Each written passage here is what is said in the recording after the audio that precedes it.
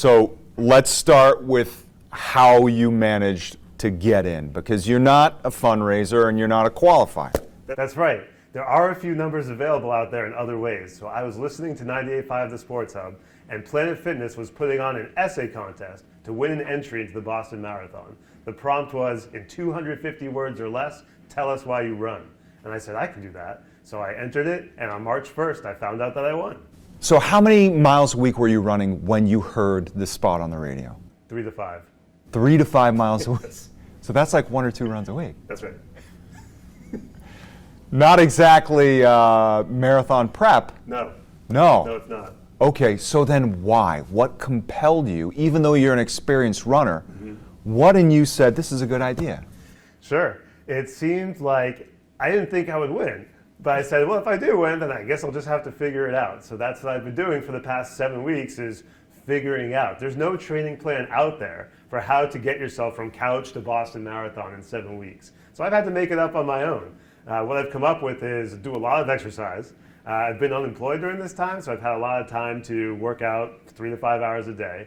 And one other thing I came up with is what I've called enhanced exhaustion, where you cross-train right before you run, and then you go out for a run so that you start the run a little bit tired. That way you can simulate what it might be like to run miles maybe 8 through 12 or 4 to 8, even though you're only running 4 miles because you start tired. I think this is important because one of the things I decided is that in 7 weeks of training, I cannot possibly run enough to do a proper marathon training, but I can run so much that I will get sufficiently injured that I can't go at all. So my goal has been to avoid injury and run as much as I can, but also make sure I'm just at the start fresh and ready to go. So I've gotten my long run up from 6 miles the first week to 14 and a half miles 2 weeks ago.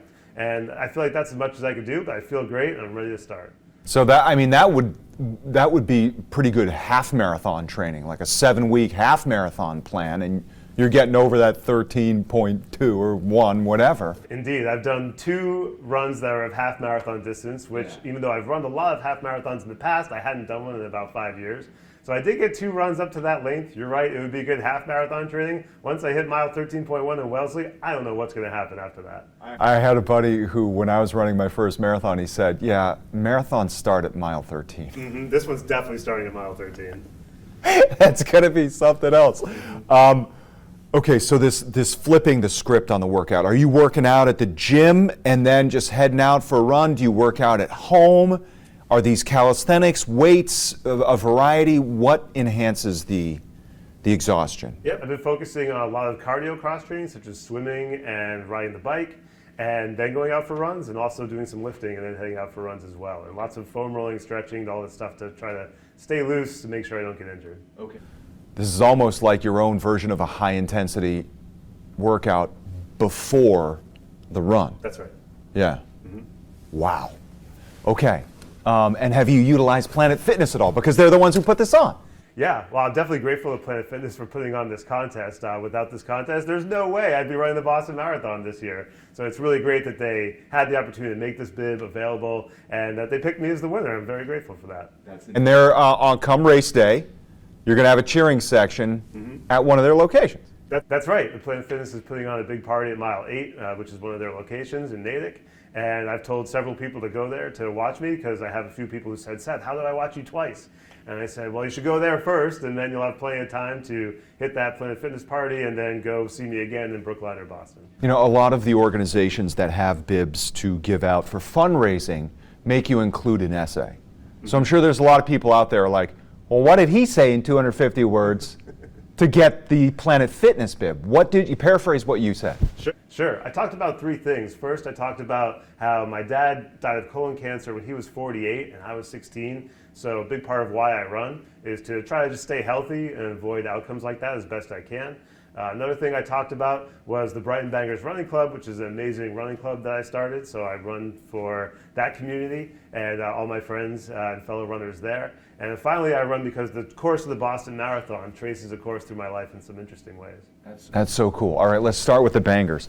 How does one found a running club? Sure. There was a few of us running together at a charity team, and then we just decided to keep running together after the charity team was over, and that's how we started the Brighton Bangers Running Club. The Brighton Bangers Running Club provides a supportive and welcoming environment for all runners to have fun and be social, to improve our health and fitness, and to give back to our community. And we've been able to provide those outcomes to thousands of people who have come through from the Brighton area over the last 13 years. I think the one thing that has always prevented me from joining a running club, beyond my TV schedule, which is absurd, is the intimidation that running clubs are for serious runners who all look like world-class athletes and run 6 or 5 minute miles. Mm-hmm. Is that the truth, or am I just afraid? And how is Brighton different from that? Sure, it's not the truth at all. Brighton Bangers Running Club is community-based running. It's pretty obvious in the name. With Brighton, it's based in a certain place in the world. There are certainly running clubs that focus on high performance, but Brighton Bangers and many other running clubs are really focused on community first and being a social outlet for a certain area of either the city of Boston or wherever they happen to be. Yeah. So that's what we provide. It's an all-abilities running club. All runners are welcome. We have people who mostly walk. We have people who qualify for the Boston Marathon every year and have bibs that are below number 1,000. We have all sorts of runners of all abilities, and it's a great place to find someone who's at your ability level right now and someone who's just at that very next level in front of you who can inspire you. Because when you see people like that, you look at them and you say, that person's not that much different than me. I think I could run like they do in a few weeks or a few months. And so being surrounded by a community of runners who are as good as you now and as good as you want to be in the near future is a great way to improve your running. And lastly, something I didn't mention the first time we were talking. So you lost your dad when he was 48, mm-hmm. Same age when I ran Boston. Oh, wow. And yeah, I can't even imagine how profound that is. My wife is going to have breast cancer surgery on May 7th. Oh. We're running in the 5K tomorrow morning as part of her cancer journey. Mm-hmm. And we're going to kick its butt, just like she's going to kick cancer's butt. That's great. But there's a profoundness, right, in all of that. Yeah. And once that C word has touched your family, mm-hmm. I mean, you're part of the club in the fight. That's right. Yeah, there's a lot of runners out there running for a lot of great causes. And even though I'm not running for charity this year, I have in the past. And it still motivates me to just try to stay healthy and stay fit and avoid the outcomes that my dad ran into. And also, I have ulcerative colitis, so I run for my fellow IBD patients who can't.